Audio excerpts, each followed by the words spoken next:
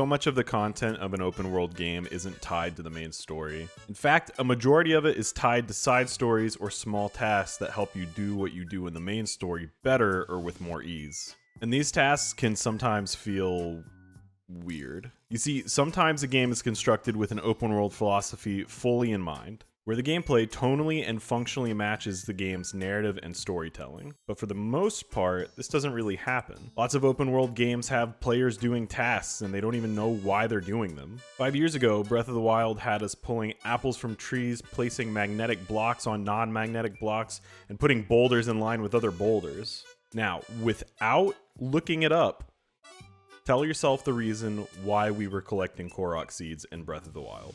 You have to say the full reason why we were collecting Korok seeds, bringing them to Hestu, and getting inventory upgrades. I'm serious, pause the video until you think of it or give up and you can just come back here. Are you back?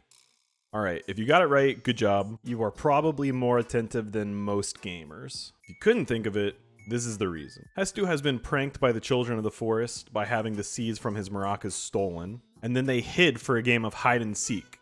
You're playing hide and seek for Hestu. In a game where the world and its people have supposedly been on the brink of ruin for 100 years, you're collecting poop for a tree man and playing hide and seek with his family. It's poop. The Korok seeds are poop. The context here is not sound, or at the very least is weak compared to the main story. In terms of story and character, Hestu is charming and offers a little bit of fun and personality, where a lot of the other characters in the world don't have a lot to say. And in terms of gameplay, he just provides more slots for your inventory. Now, I know this is the lowest of the low in side quest design in Breath of the Wild, but take this in comparison to The Witcher 3 and some of its branching side quests.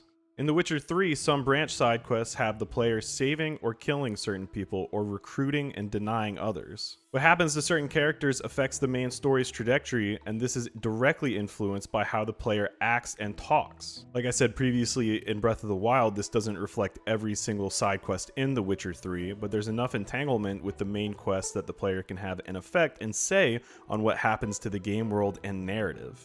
And that's a big statement considering player choice can often just amount to, I told them my name instead of saying nice to meet you. This is the kind of design that can really give purpose for why player choice would matter. In Breath of the Wild, deciding to take on a Korok seed quest matters because it affects you at a gameplay level, but it's something that's on such a small scale and has no bearing on the story or narrative that I would not hesitate to call it an inconsequential decision. But quests like Blood on the Battlefield that change what's going to happen to Ciri, that doesn't just affect you at a gameplay level, that affects the game at a narrative level. Some other games that aren't open world but provide a chance to change story and gameplay are Cave Story and Undertale. Both of these games allow players to affect the course of the main story and the fates of different characters, if even slightly, through exploration, talking to NPCs, and solving puzzles. In Cave Story, your different actions and attention to detail can decide the fate of one curly brace, which in turn decides whether or not you can access the true ending. And in Undertale, you can straight up kill different NPCs, which has a significant bearing on what happens in the story, what characters live, and what tone the story takes. In my opinion, that is the pinnacle of what open world games, what video games can do. To give players a chance to fully realize what it would mean to make real change in their respective world. Video games as a medium have a unique ability to provide different outcomes based on user input. And if we as devs don't give sufficient dynamic gameplay and storytelling together as one package, then really we're just making movies with puzzles and fighting in between sometimes. But with The Witcher 3, Undertale, and Cave Story doing side quests right, and the Breath of the Wild being at least 5 years old now, why am I titling this video Something Open World Games Are Getting Wrong instead of Something Open World Games Were Getting Wrong? Because Sonic Frontiers came out just a day ago and it's making the same fucking mistakes. Actually, it's making worse mistakes than Breath of the Wild. In Breath of the Wild, there are at least quests that affect the main story slightly and are driven by player exploration and decision. Like the Captured Memory quest. I know it changes a single cutscene and it's at the end of the game, but it's better than what Sonic Frontiers can do for you. Sonic Frontiers has almost no context to any of its overworld challenges. None that the game can give you anyway. There are switch puzzles, other kinds of switch puzzles, there are treadmills, and these are the challenges that are among the game's worst that it has to offer. The gameplay rewards for these sections are unlocking different portions of your map and gaining upgrades. There's no upfront or apparent reason for why the world is this way. There's no context for why you're doing these inane tasks, and why these inane tasks give you pieces of the map, which, by the way, calling them a puzzle or a challenge, whatever you decide to call them, those both aren't right. Hitting 3 switches with no risk of failing, not a puzzle. Doing this Minish Cap style tile switch puzzle, not a challenge. Running in place for a designated amount of time, not a challenge or puzzle. Why are these even here? The game lost my patience and immersion pretty early when it kept throwing tutorials at me every 10 feet and then didn't stop until the first boss was over. But this is just insult to injury. These are chores. You even have context in other places. Even if the context isn't that good, you at least have them. When you have to do the stupid minigame of herding all the Cocos to their mom because they got lost even though they're right there, that's at least context. How hard is it to come up with the same kind of context for the island challenges? You would think it would be something like, oh, because the ancients left these puzzles here.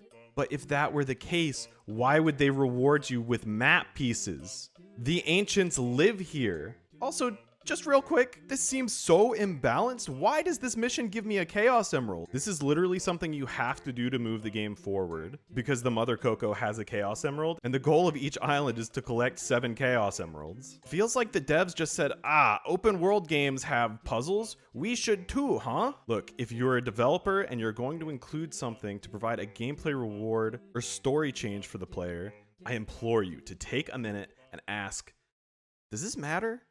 To the gameplay? To the characters? To the story? To the player? To you, the dev? If any of those answers are no, rework the idea or just leave it out. Korok Seeds and Island Challenges could have been reworked into other quests, or could have just been left out of the game entirely, and both Breath of the Wild and Sonic Frontiers would end up being better games for it.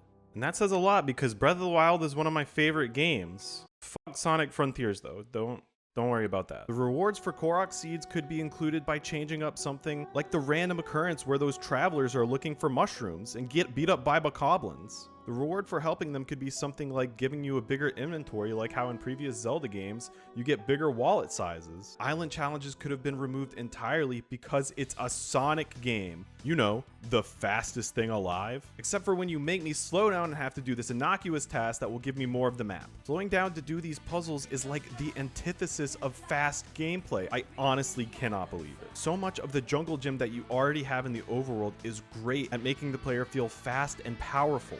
Why would you include something that stops the flow of gameplay? To be honest, this happens in all games, not just open world games.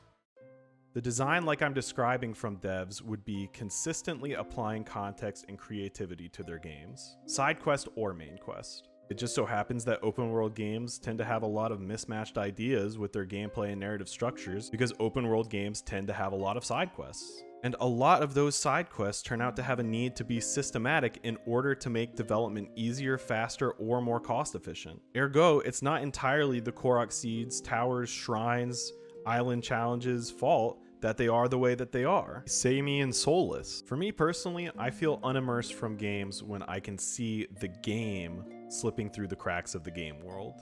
In general, I think if we had smaller maps, we'd have less of a need for systematic puzzles and less of a need for systematically random occurrences. If we have less of a need for those things, more of the game could be unique. And if more of the game is unique, more of its design could exist in harmony with each other.